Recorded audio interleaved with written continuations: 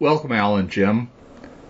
Al, you wrote a book several years ago, I think around, it was published around 2010, called To Train the Fleet. And I'd like to talk about that a little bit today. It's interesting. What was the premise of the book? There were two themes, I guess is the best way to say it. The first was, how do we fight a war if you have to do it tomorrow? Right now, we got to go. And the second was to test things. So one of the things tested, of course, was the war plan.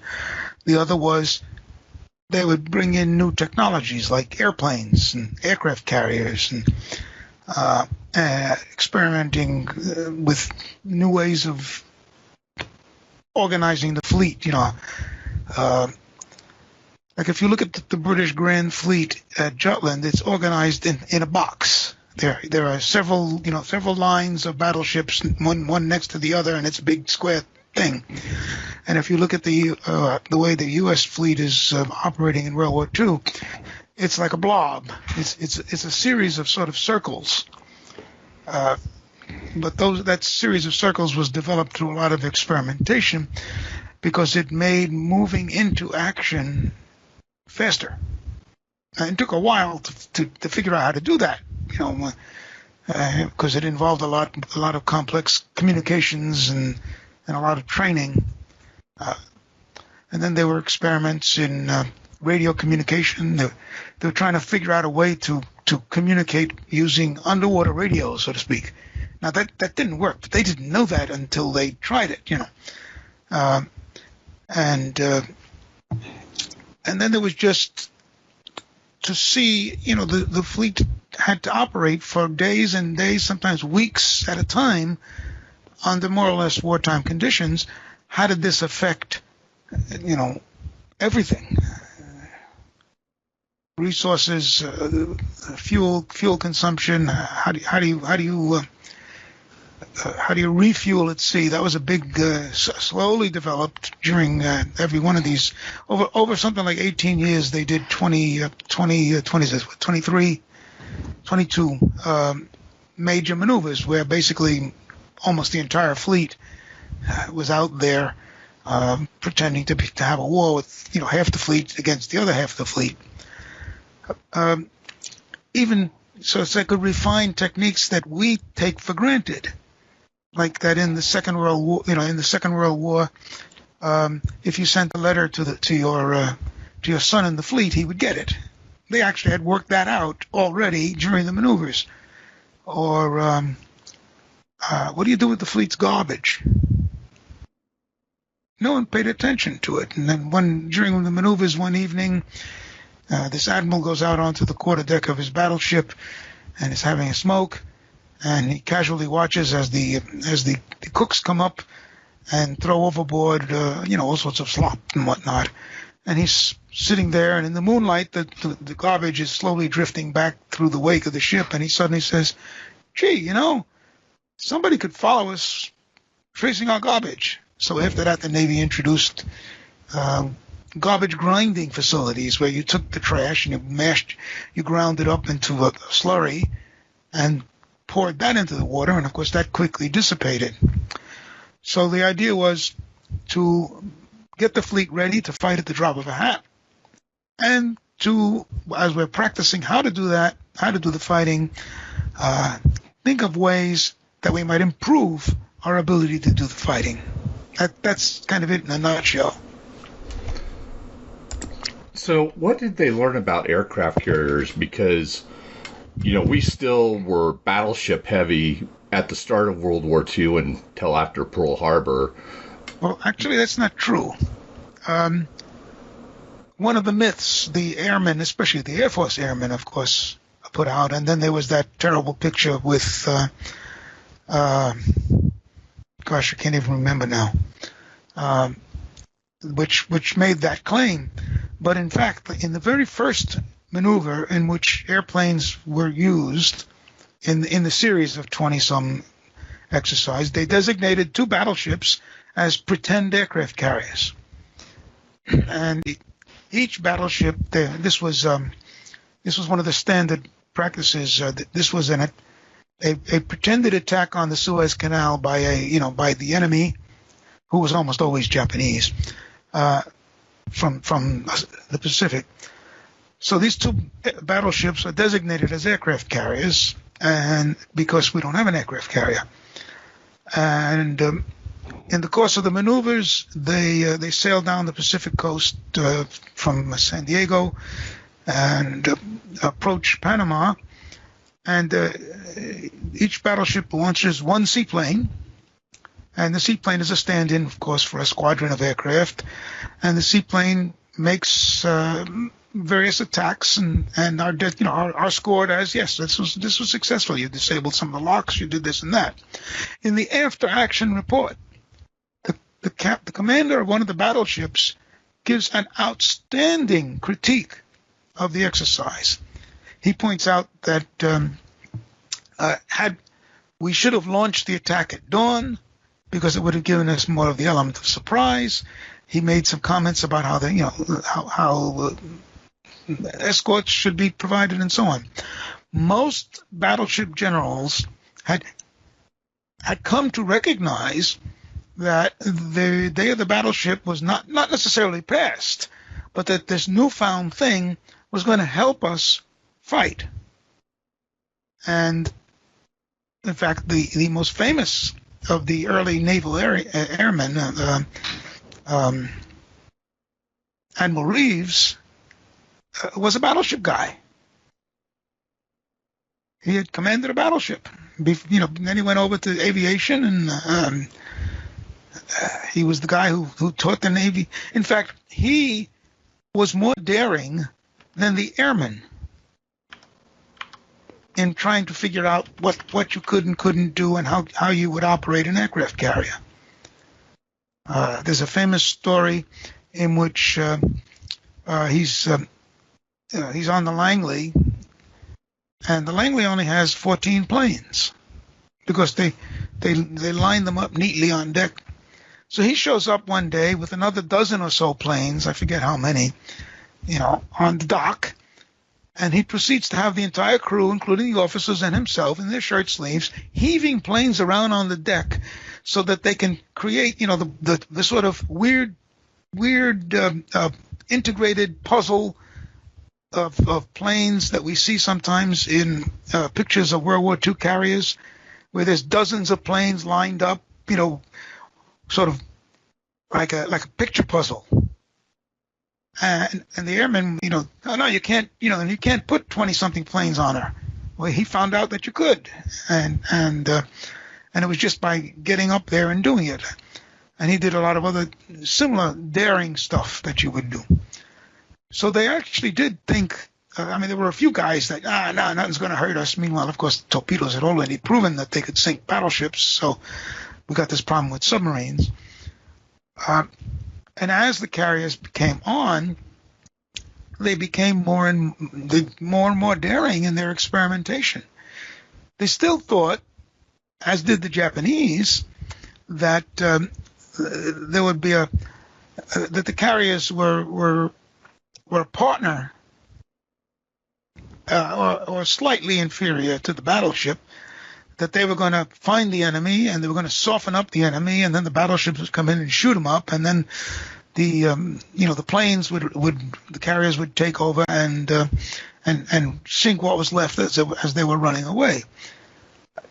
And you can see that in a lot of the maneuvers, they were already doing stuff that would be done in the Second World War without battleships. For example, they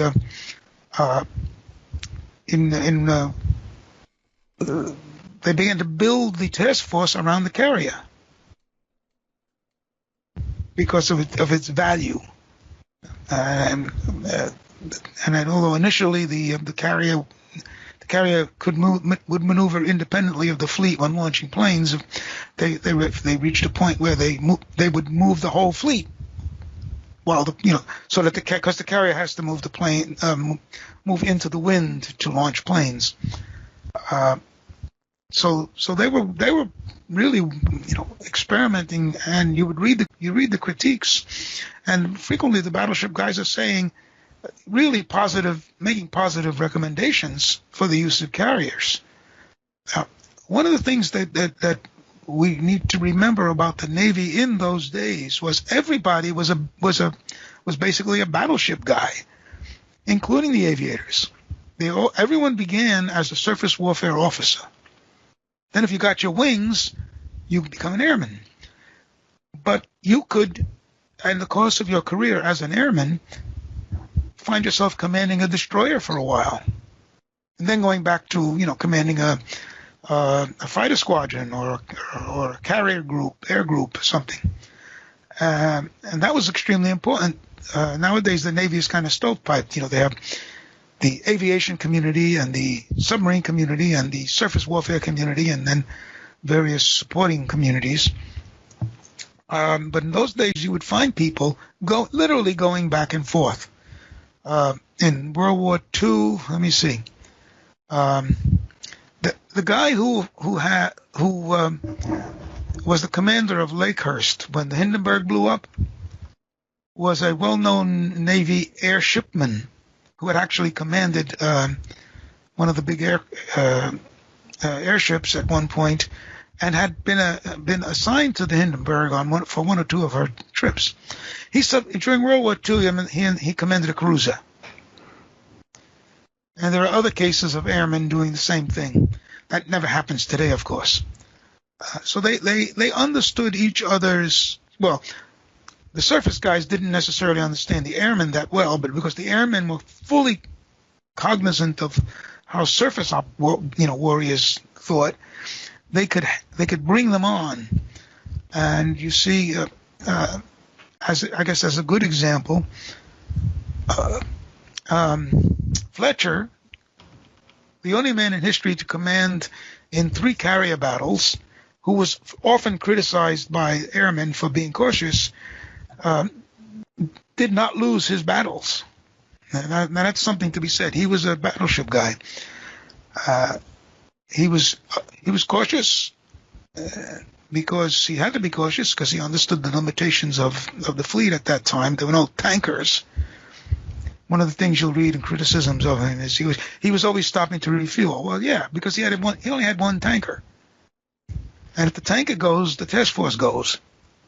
One of those little things. And Spruance was also a surface warfare guy, and these two guys, were perfectly able to conduct carrier operations. Spruance made his headquarters on a cruiser, and Halsey, who's supposed to be this big carrier guy, made his headquarters on a battleship, which is kind of odd. But yeah. And Halsey's interesting. I don't know if any of the other ones did this, but, he was a surface guy, but he earned his wings so that he could understand air operations, right? No, actually, though there was a little bit of that, but more of it was that in 1923, when aviation was established in effect as a separate branch of the Navy. In fact, there was even a suggestion that the aviation become sort of like the Marine Corps, which of course was a branch of the Navy in those days, that you would enlist not in the Navy, but you would enlist in naval aviation. But the law that set up this new aviation branch did two things. It created the post of vice chief of naval operations for air. But it also said that aircraft carriers, aircraft tenders, air bases had to be commanded by qualified aviation qualified officers. Well, in 1923, you didn't have any aviation qualified officers who had reached the rank of captain to command an aircraft carrier, say, right? So what they did was they instituted a sort of crash course for senior officers, who could earn either their wings or something called observer. In other words, the second cockpit guy, second guy in the cockpit. And so a lot of guys who thought their prospects for getting, higher rank weren't that great went over to aviation, which is how Admiral Reeves did it. Admiral Reeves was also in his 50s when he got his wings. In fact, I think Halsey never flew again after he got his wings. I'm not sure. Yeah, I think that's true. Yeah. But a lot of guys did that, and it was very good for them. In one case, there was a guy who, God, I can't remember his name now, who had his wings and discovered that his chances of being promoted to captain were not good because every slot in the Navy that required an aviation qualified captain was full. But there was a heavy cruiser that needed a captain. So he switched back to being a surface warfare guy. And he ended up as an admiral. Is it Kincaid? I'm not sure. Maybe Kincaid. I don't remember. But that also gave him sort of the extra bite. He understood aviation as well as he understood surface. Because there were at times, of course, the airmen were in their own way as arrogant as the stereotypical battleship guy. When they finally began to one of the curious things about the early parts of the maneuvers were, I should go back to that first. The reason they're called fleet problems is because they really were a problem. It was sort of framed like a scientific experiment. What they would do is they would say, what would happen if? And what would happen if the Japanese attacked Fleet Red attacked Panama? What could we do to prevent this in these circumstances and so on, and then they would assign the two fleets and they would give them each their task and they would see what happened. And sometimes they would discover that what happened was totally unexpected. In one case, in fact, nothing happened, literally, because the fleet advancing from Hawaii on Panama and the fleet advancing from Panama to intercept those guys missed each other because reconnaissance planes at that point could only go out about 50 miles. So the only way you could find anybody was the same way you did back in Nelson's day, and that was that a ship had to spot another ship. And the conclusions from that exercise were that, it was surprising, but it's realistic. It's bound to happen. What can we do about it? So they really did state it as a problem. What lessons can we learn from this? And they would try to institute new lessons. The early problems were not necessarily rigorously scored because nobody knew how to score them. But that began to change, and after the first 3 or 4, they began to set up rules, and they would estimate, what's the possibility of hitting, and they would do these, calculations, and a battleship firing a broadside might be expected to make 1 hit in, out of every so many shots, and it wasn't a very high percentage either. They were not, overly optimistic. So anyway, in the book I have a graph that illustrates this. The rules, the various rules and whatnot, included rules, of course, for bombing, and there were rules for high altitude bombing, and basically the Navy was right in saying that this is stupid. There's apparently only one case in the entire history of World War II in which a maneuvering ship was hit by a bomb from a bomber at very high altitude. 10,000 feet or more. And In fact, during the Mediterranean war in the Mediterranean, they figured out that you needed a squadron of B-17s to sink a single 5-knot tanker to make sure you could sink it. They would drop, what's that? There's 4 tons of bombs on each, and there's 12 planes in a squadron, right? So that's how many? 48, 48 tons? Would that come out? Well, anyway, 4 tons times 12, 48, 48 tons of bombs would guarantee the sinking of one 5-knot freighter. And that actually was from relatively high altitude.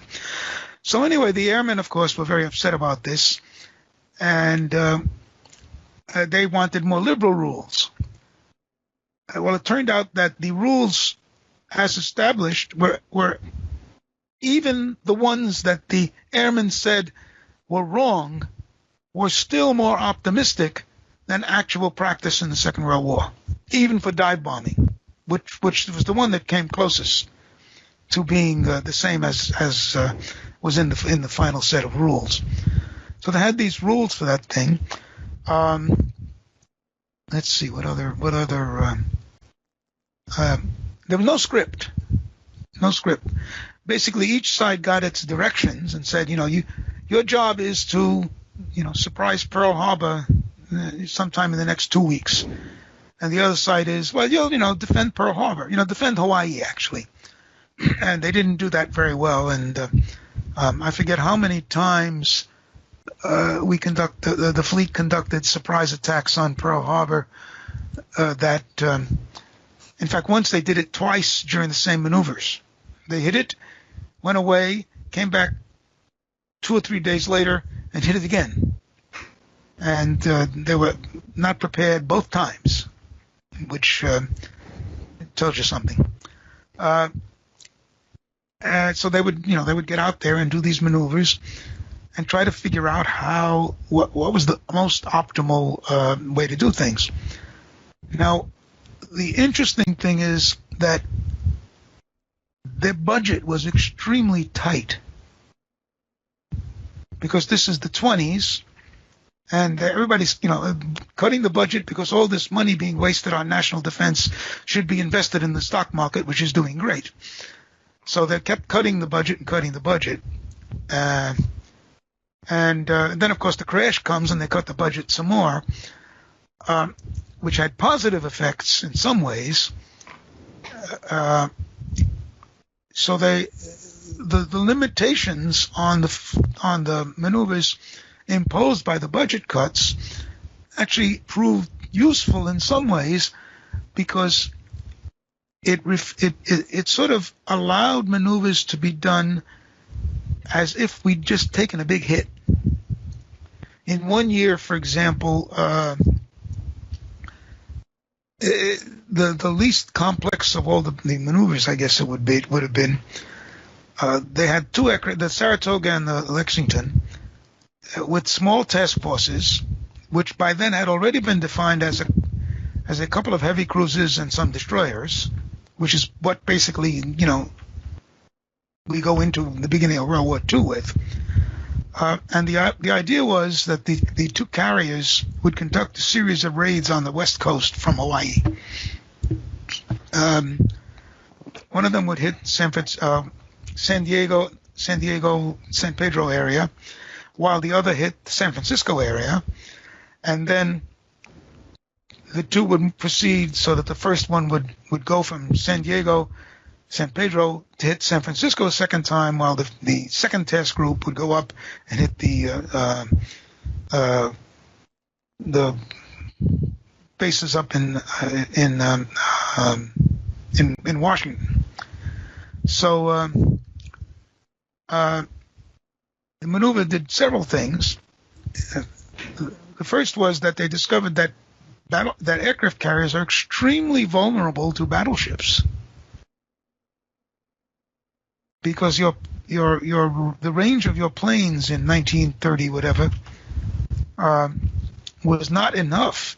The carrier had to come with very close to the targets to launch planes, and the defensive force was able to deploy along the coast And there were a number of cases where literally one of the battleships was, supposedly sunk by a battleship. Just, the fog cleared, and they were trying to hit San Francisco. The fog cleared, and out of the fog emerged a battleship. So this was something they learned. There were two things they learned. The first was the vulnerability of carriers to battleships, and the second was that these small task forces could prove very effective. Carriers operating alone, which had first been tested in 1929, when a carrier and a single cruiser, again they were practicing an attack on Panama. The original plan of the attack was that the fleet would go down to the Galapagos, and from the Galapagos, the whole fleet would then, attack Panama from an unexpected direction. The budget was too slender to pay for the fuel, so they just sent, I think, to Saratoga and one cruiser down to the Galapagos, and while the main fleet was proceeding directly, these guys, since the carriers were very high speed, these guys went to the Galapagos and then came up and attacked Panama just about the time the fleet arrived, which gave a victory to that side, although they did take some losses. The one other aspect of the fleet problems that's extremely important and very sensitive, especially nowadays, is the post-exercise critique. There's several issues here. They literally would sit down days after, like the one in Panama that I just described. The fleet, would run after the maneuvers. The fleet would rendezvous at whichever end of the canal they were going to, because sometimes the fleet would go into the Atlantic and then visit New York and whatnot. And they rented a theater, and 700 officers, came in. Everybody had, so many days to prepare their reports, and the reports were handed in, and they had a public critique of the maneuvers. And if you read some of the criticism, it would be a career-ending blow today. Literally, right in front of all these officers in one of these exercises, the commander-in-chief of the fleet, who didn't take part in the exercises, he was sort of the chief umpire. The commander-in-chief of the fleet, reviews the report of one of the fleet commanders, one of the exercise commanders, and basically says, "You're fighting the problem. You're not solving the problem. You're fighting the problem." As the guy was making all sorts of excuses for an extremely stupid maneuver. And that other guy, his career continued. He didn't make 4 stars, but he was only 2 stars to begin with. So that doesnn't mean that it hurt his career. And there were some guys who were on the losing end that did extremely well. What else? There's an incident in the fleet problems when, purely by chance, you had the Battle of Midway occur. That's in the Caribbean. Mostly they were in the Pacific, but every once in a while they'd hold maneuvers in the Caribbean. And there was also subsequent maneuvers in the Caribbean that purely by accident we had 4 aircraft carriers in the same place. So ancillary to the actual maneuvers, this is in 39, Halsey took the 4 carriers out and sort of played around with what could we do with 4 carriers, as a single task force. And a photograph of that was one of the things that inspired, what's his name, Genda, right? To say, if we grouped all our carriers together, we would have this unbelievably powerful strike force. So that was a bad one. The maneuvers in the Caribbean in 1939 were the only time maneuvers were undertaken, the fleet maneuvers were undertaken, deliberately undertaken for a political purpose. That was because you had a number of quasi-fascist regimes in Latin America. In fact, in Brazil, the president dictator was openly proclaiming, that he was an adherent to the new order. And of course, 1939, the Spanish Civil War had just ended, and so the fleet problem was designed. The premise of the fleet problem was that there was this country, which was sort of like Venezuela, Guyana, and the northern bit of Brazil, in which a fascist coup had occurred, and it had fallen into civil war, and that a foreign power from Europe was coming to interfere in the civil war to aid the fascist faction. And to underwrite the lesson, President Roosevelt went down to take part in the maneuvers aboard the Houston, and had the honor of being sunk in the course of the maneuvers, actually, which must have been interesting. The president went along on the fleet problems a couple of times, which was important because these were public, these were advertised. We're currently undertaking a series of maneuvers that are supposedly based on the same premises and whatnot, but there is no reporting about them. Whereas the fleet maneuvers between the wars, in the preparation of the book, I actually turned up 500 newspaper articles about the maneuvers, some of them written by reporters who were standing right next to the admiral, during the maneuvers, or actually by naval officers who took part in them. Hanson Baldwin, the famous New York Times military correspondent, was an Annapolis graduate, and he was a welcome guest on pretty much any fleet exercise that he wanted. There was some censorship, especially as the years went by.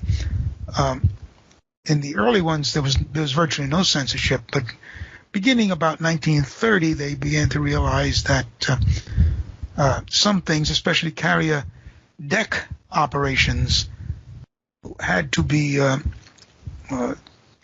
kept under wraps, and the arresting gear. Did you ever see the movie Helldivers? I'm not talking about the one with Ronald Reagan. The 1930 movie with Wallace Beery and a disgracefully young Clark Gable, and I forget who the other guy is. There's actually a scene in there where they literally black out half the frame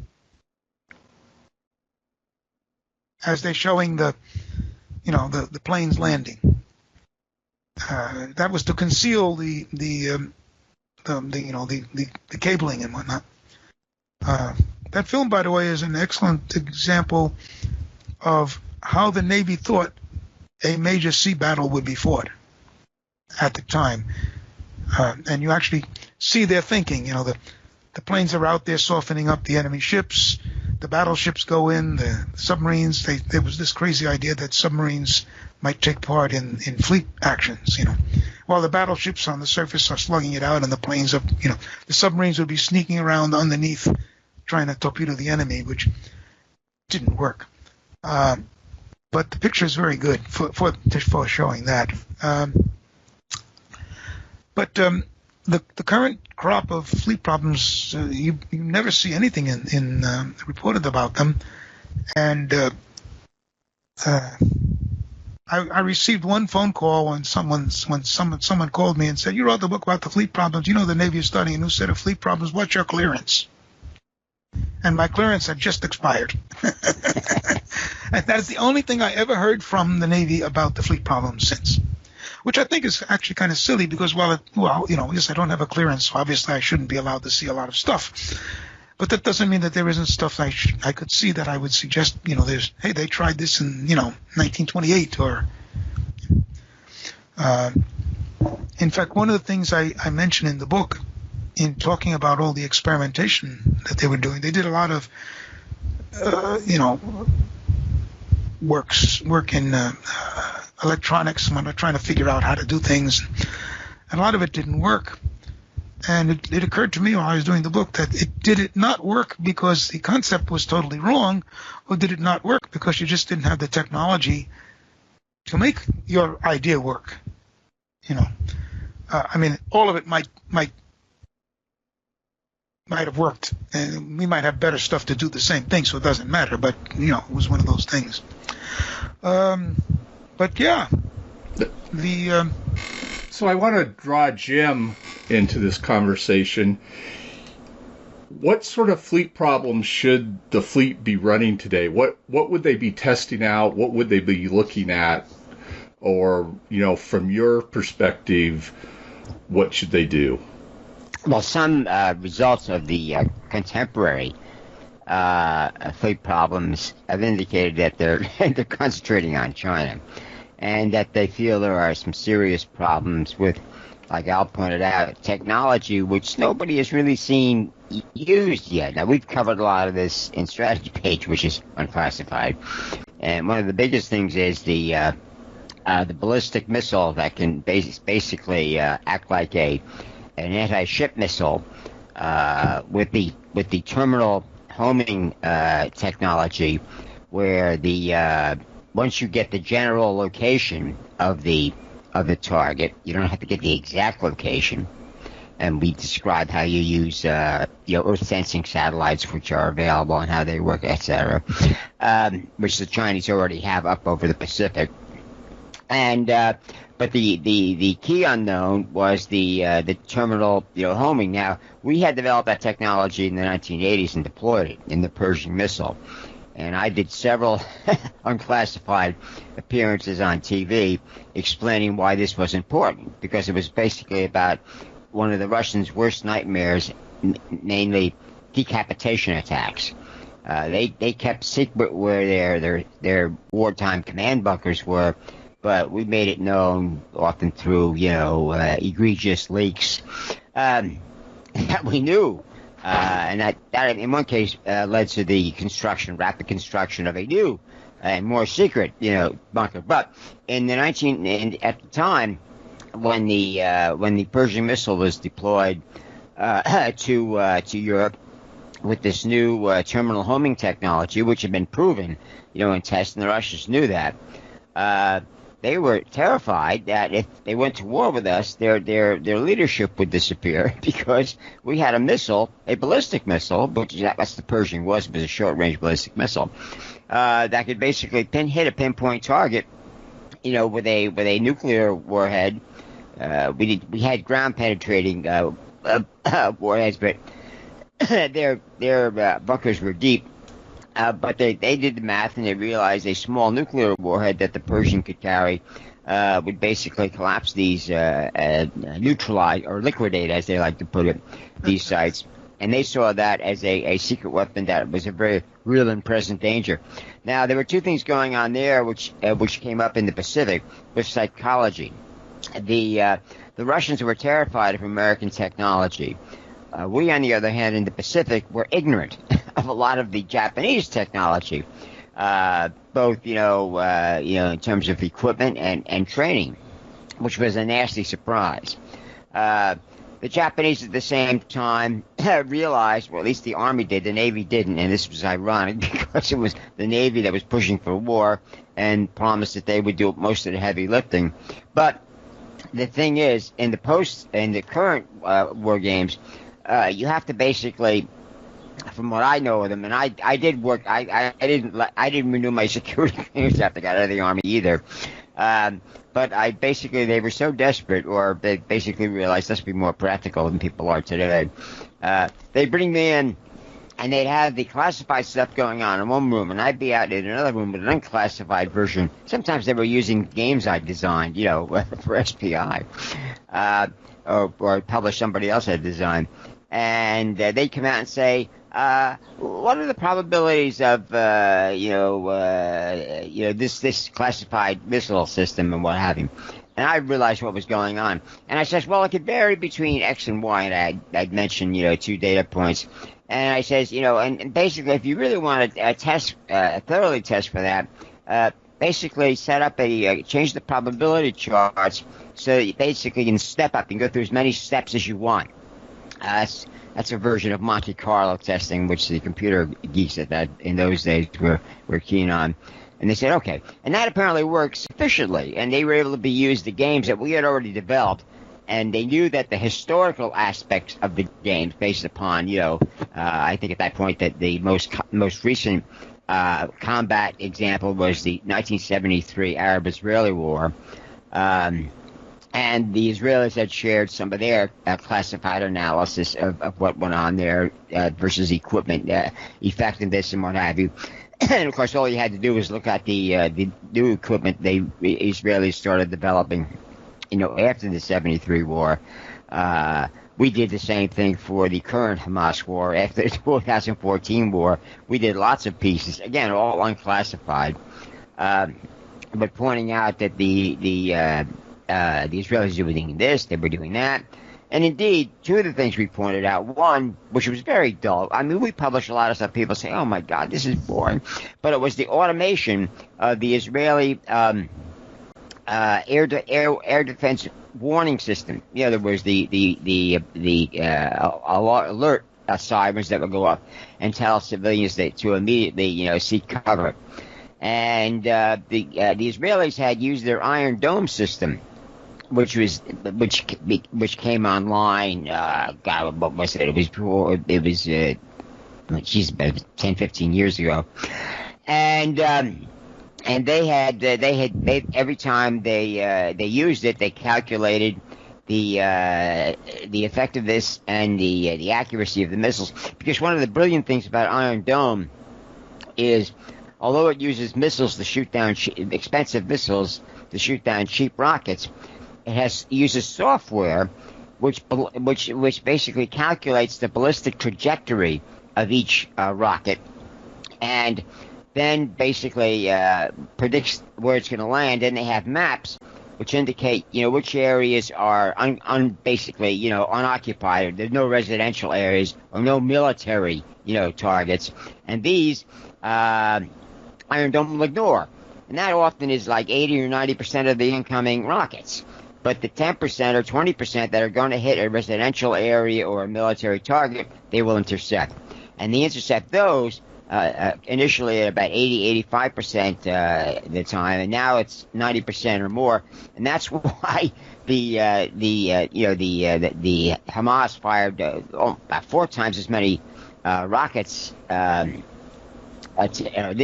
this recent attack than they did in 2014. But they did they did 1/10 the damage, and that basically is the one thing they should be worried about. I don't know if that'll get a lot of coverage in the media, but we report it. But anyway, the fleet programs have to address the same things. As Al pointed out, during the 1930s, they not only had Warplane Orange, but it went through, I think, at least 10 major revisions. I think the last one went into effect in 1938. But what they did, in effect, take into account new technology, but only as it was fielded. In other words, the Navy was the original adopter, as we have to plan to go to war with the Navy we got, and which the enemies got. And that's why they basically had to adopt innovations like expanding the Marine Corps. The 1st Marine Division of 6 was organized in 1940. The LST, which the British invented for a eventual, return to Europe, we were the major warship builder during the war, bar none, and we had to build them, and we managed to get use of them, a lot more of them in the Pacific than we should have. Because, what could the British really do about it? Something else, again, speaking of new technology, there's a family connection with this. My father had a curious history in World War II. He went in the Army, he was drafted, and his first assignment was on a PT boat. It was Army PT boats, but anyway, these were the boats that were requisitioned by the Army in 42. 42 when the German subs were basically going wild off our coast because we had no protections. And while the PT boat only had a couple of 50 caliber machine guns, its main function was to pick up any survivors, which was serious even in a warm area like the Caribbean. But anyway, when he was through with that, he was a radio technician. And they assigned him to a secret R&D operation in Miami, Florida, where they requisitioned some of the hotels, and that's where they garrisoned the troops. So my father said, he never really spent much time in an Army barracks. He was living in a somewhat crowded, hotel room. But anyway, what he was working on was the American guided bomb, the Azon and the Tazon. Now, the Germans were ahead of us with this. They sank a Italian battleship after the Italians, switched sides in 43. But they had far less opportunity to use it because they didn't have air superiority. But we did get it into action by early 45, and we used them to sink quite a few ships. Now, most of them, there were a few Japanese warships, cruising around the Pacific in those days. By early 45, they were husbanding all their strength. But there was occasionally a stray, troop ship or a supply ship, which was obviously carrying out a vital mission, and it was often protected by a lot of machine guns and what have you. And what Al says is right about, bombing, even something as mundane as a slow-moving, merchant ship. But the Azon Tazon guided plane hit practically every time, and from a safe distance. None of the aircraft used, usually it was a two-engine bomber, was ever hit by anti-aircraft fire, and they used it even more effectively in Asia, in Southeast Asia. The Japanese did have several bridges which were heavily defended by anti-aircraft guns, and attacks using manned aircraft had failed. And we went in there with a couple of those Azon-Tazon bombs and took those bridges down. So technology you have to always be careful of because it's always in development, and it'll always sneak up and hit you, when you least expect it. I mean, think for example with the Japanese technology, we estimated that their torpedoes were no more effective than ours. Now, of course, it turns out our torpedoes were ineffective to the extent that you basically had submarine captains marching on the naval torpedo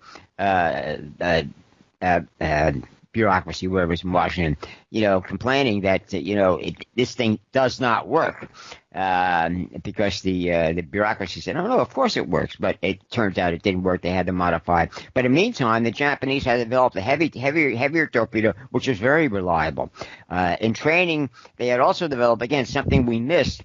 They trained extensively at night, and not only to maneuver at night, but also to spot the enemy first at night. Now, this is before radar. Now, we eventually developed radar much before the Japanese could, and that basically gave us this. But in 1942 and into 43, the Japanese had an edge, and that's what basically was the key to some of the Japanese victories in surface actions in the Guadalcanal, the Battle of Savo Island, for example. When all was said and done, it turned out the key factor there was spotting us first because they had superior lookouts, trained lookouts who could pick out things at night better than the Western ones. But anyway, this is a good example of learning a lesson badly. Yes. In 1938, I think, the Navy during the fleet maneuvers. The Navy fitted experimental radar to the battleships New York and Texas. And then they went out and did maneuvers. And I think it was the New York, during the course of night action in the maneuvers, basically wiped out a destroyer squadron, figuratively. No one had spotted it, but the radar spotted it. So at that point, the Navy, in effect, stopped worrying about night fighting. And it's very funny because Admiral, the guy before Kimmel, who was replaced, I can't think of his name now, who later claimed that there was all this big conspiracy, in his memoirs, which said, had we known that we would have to do night fighting, we would have trained more, right? What happened was that radar that was on the New York was exactly the same, slightly, older model as the radar that failed in effect at Savo Island. Now, why was that? Because in 1938, the guys sitting there and operating the radio equipment were the scientists and engineers who had developed the radio equipment and been working with it. At Savo Island, the guys operating the radar equipment, had been behind the plow 6 months before. They were young kids, quickly trained, and the critical thing, no experience in using radar. So they had difficulty, especially in those waters, figuring out who was what when they saw blips, and they couldn't figure out, whereas an experienced guy could, where there was a land return as opposed to a ship return. So the fleet seriously screwed up its ability to fight at night. It took a long time.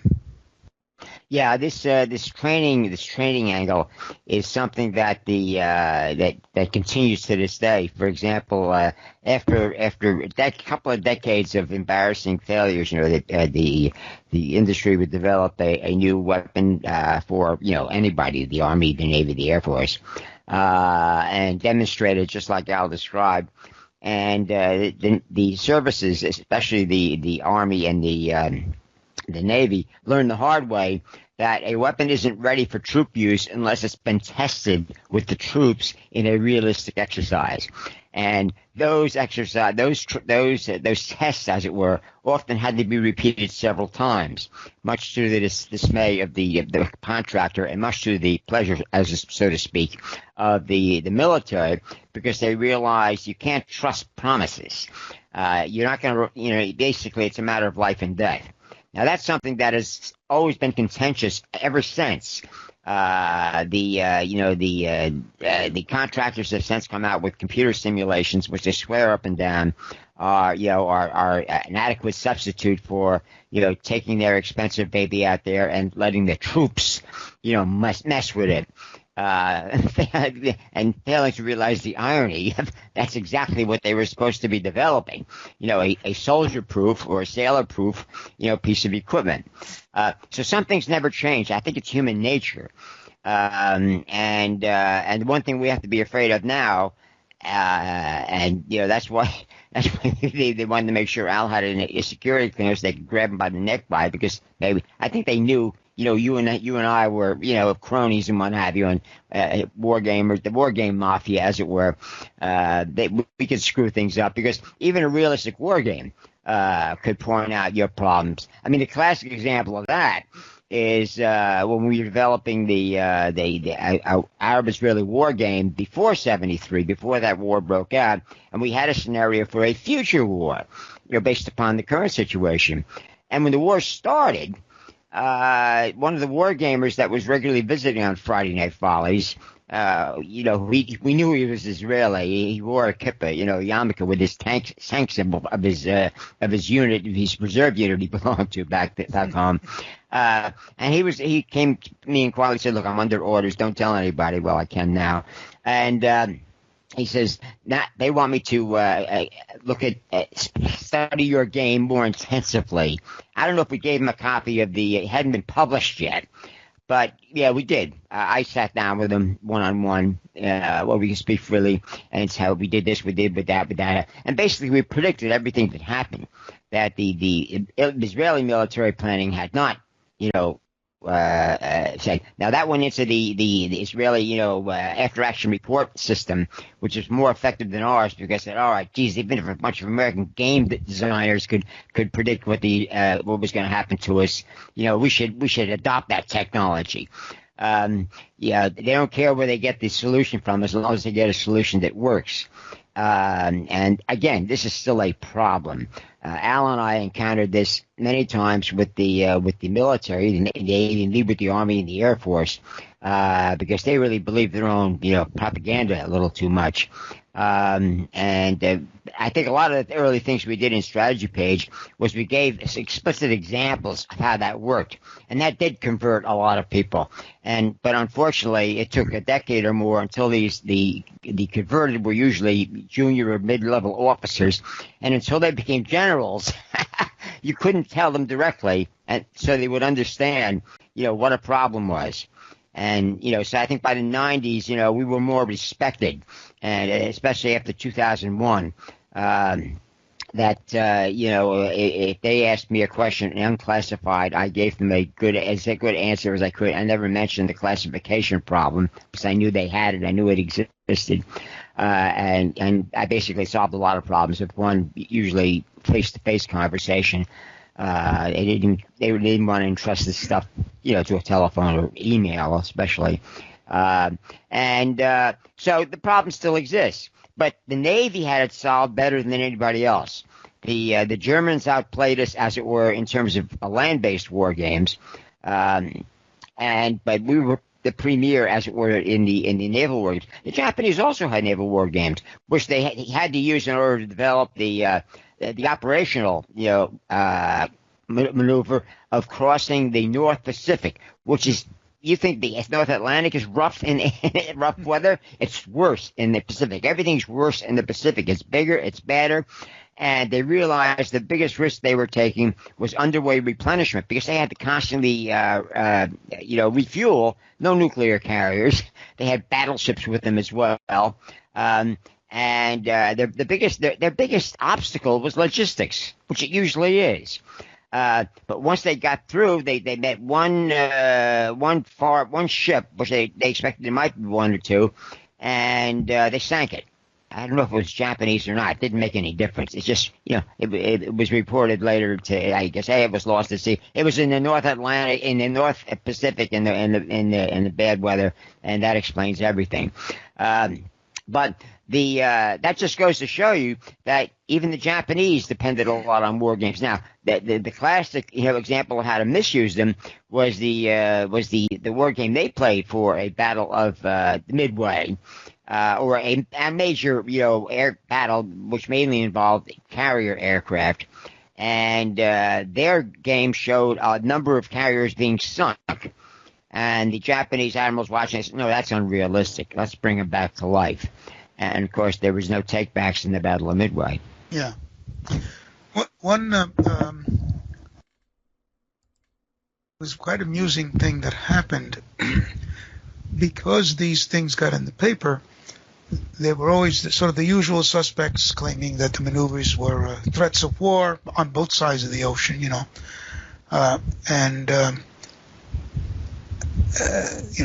intimidating Japan, and so 1 year, the U.S. had announced it was having maneuvers in the North Pacific, and some hysterics in the U.S. were claiming, this is close to the Coral Islands and so on. The Japanese Navy minister said, we don't feel uncomfortable about this at all. He literally was saying, professional courtesy, I guess, that, navies have to practice and we're not worried about it and so on. And in fact, of course, the distance from where they were conducting maneuvers and the number of ships involved was insignificant. The Japanese always thought we might come down from that route, but once we got Attu and Kishka back, we realized that it was, literal insanity to attempt major operations from up there against northern Japan. So we just cut back to about 100,000 people up there and turned it into a humongous deception operation. Yeah, the Japanese, as much as they appreciated the unfriendly climate up there, they somehow assumed that we have found a way around it. But there's no defeating Mother Nature when it comes to bad weather in the North Pacific. It's still a problem. That's why so many people use nuclear submarines now. And there's no defeating Father Time. Exactly. We're out of time. And so, can I give me a plug for the book? Yeah. If anyone listening wants to buy the book, it's called To Train the Fleet for War. Do not buy it from certain online sellers where they are, people are offering them for like $100 and stuff. Yeah. You get just check with the government printing office or the Naval War College Press. Okay.